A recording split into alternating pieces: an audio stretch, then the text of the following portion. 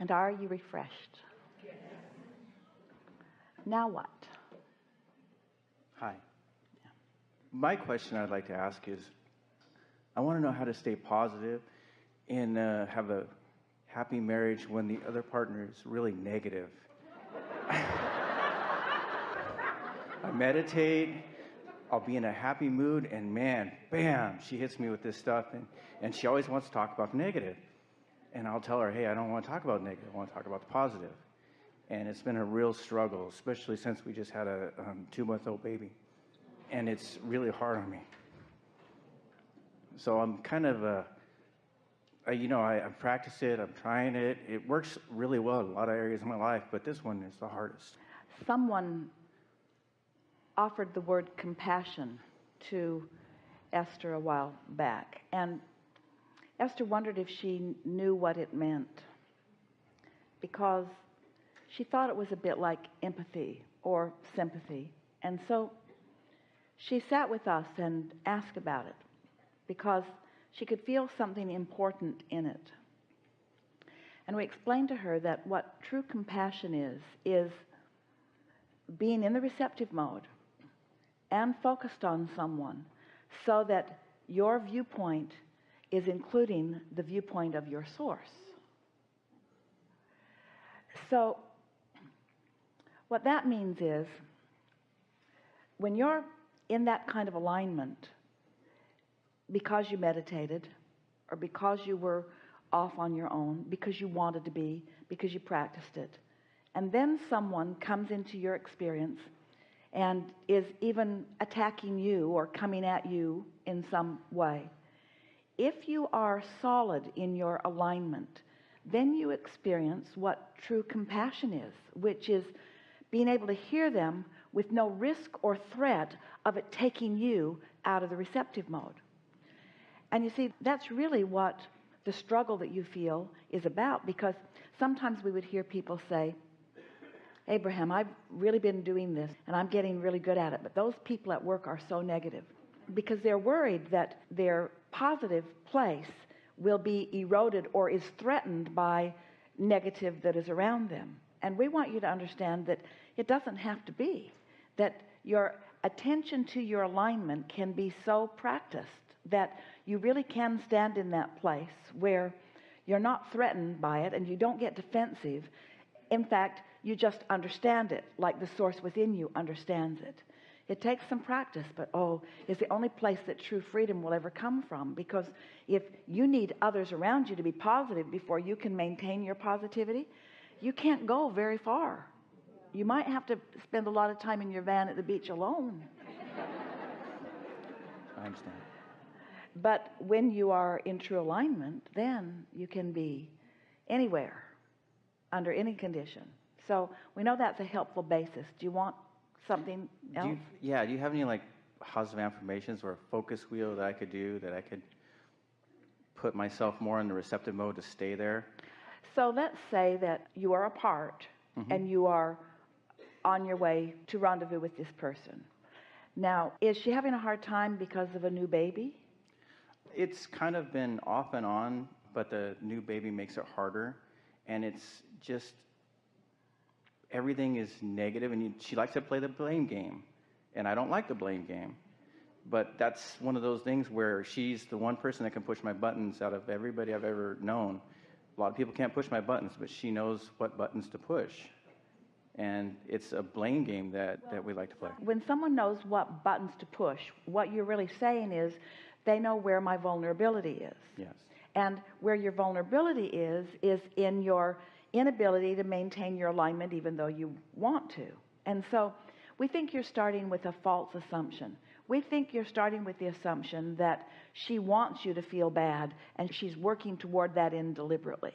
And we know for sure that that's not the case. She just feels bad and can't therefore say anything that causes herself or anyone else to feel good. And so that's where that compassion comes in, because once you understand that, then you can feel a little better about it. And we want to play with you a little bit, maybe a little stubbornly and harshly, by saying, you're playing the blame game too. I know. Because And I don't want to. You're blaming her for you not being in alignment. You're blaming her for pushing your buttons. And we want your buttons to be unpushable. Me too. We want somebody to just push it, and it just push it, and it just push it, and it just bounces right back. You just can't push that button. You just can't push that button. You just can't push that button because you've practiced standing in your place of knowing. So when she pushes your button, what's the thing that she, if you want to, that she says that pushes your button the quickest or the loudest? When she asks me a question over and over and I've already answered it, that kind of pushes my buttons. Or can you imagine how we feel? Or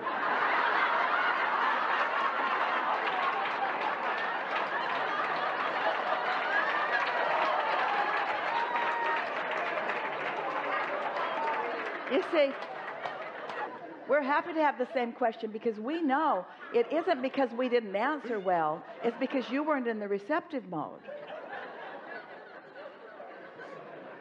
That could help you a lot. In other words, it isn't that you haven't answered it, it's that she's not in a place to receive it. What is a question that she asks over and over again that you answer that she hasn't yet heard the answer to?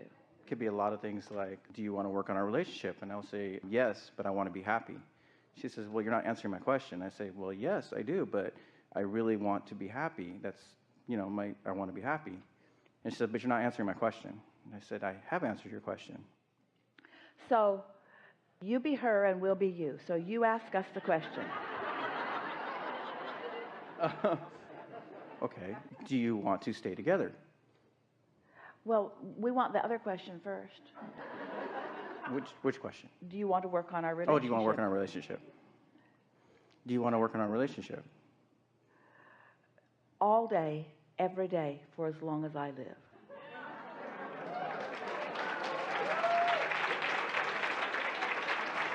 But you see, you took issue right away. You said, yes, but. Yes, but. And when you said, yes, but I want to be happy, what she heard you say was, yes, but I don't think it's going to work out with us because I want to be happy and you don't want to. In other words, she's reading a whole bunch into it because you've put it there. She's not making all of it up, just some of it.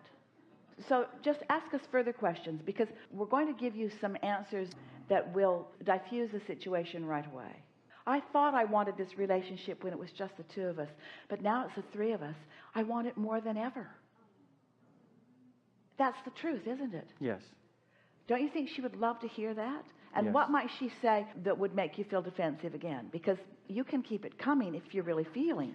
Well, I don't think you really want it because you don't show it or you don't communicate it right. Well, I mean to show it, and I'm working on showing it more. And I know that I feel it, and I'm working on feeling it more.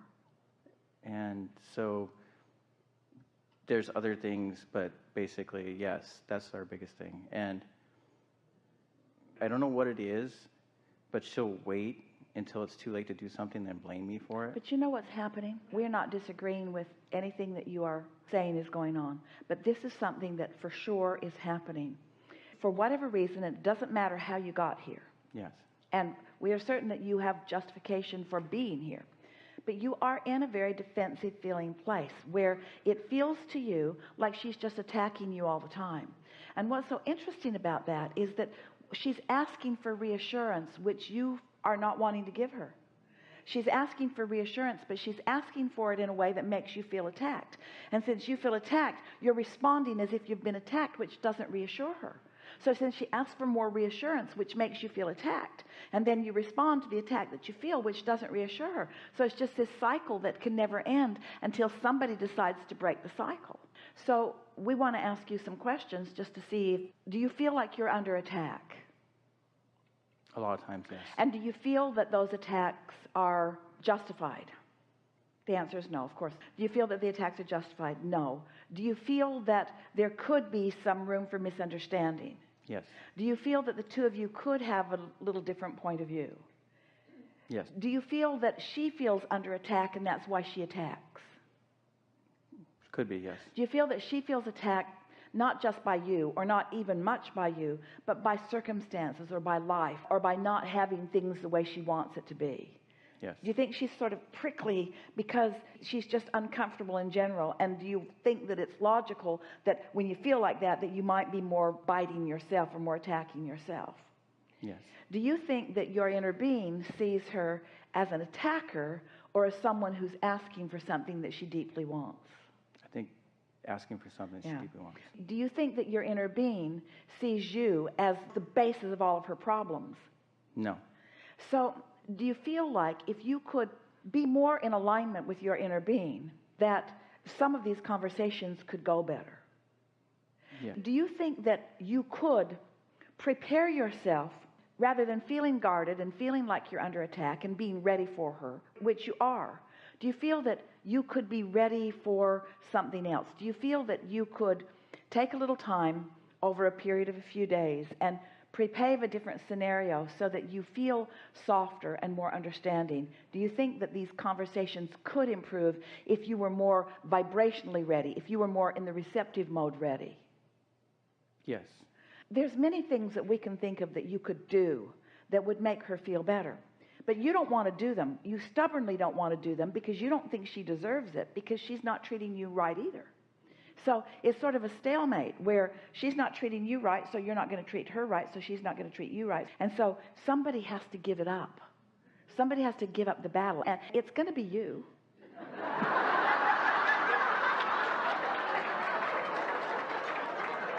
And not out of weakness, but out of strength.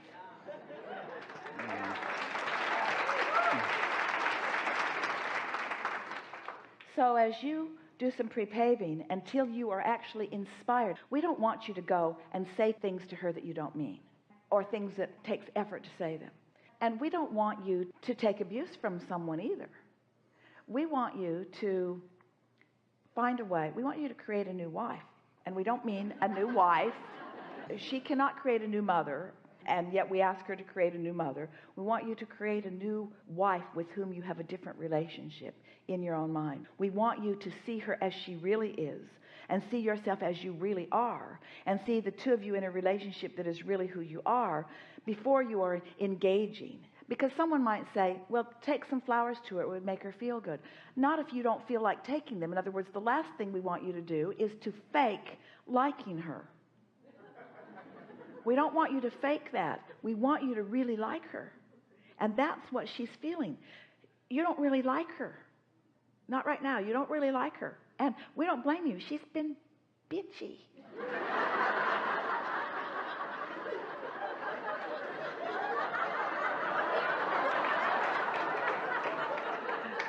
But how she's being is beside the point. You loving her is what is the point, you see. Haven't you ever been in an argument with someone where everything that was coming out of your mouth you knew was wrong and making it worse, and you couldn't shut up? You just couldn't stop yourself because there was a momentum and that's the way you were feeling?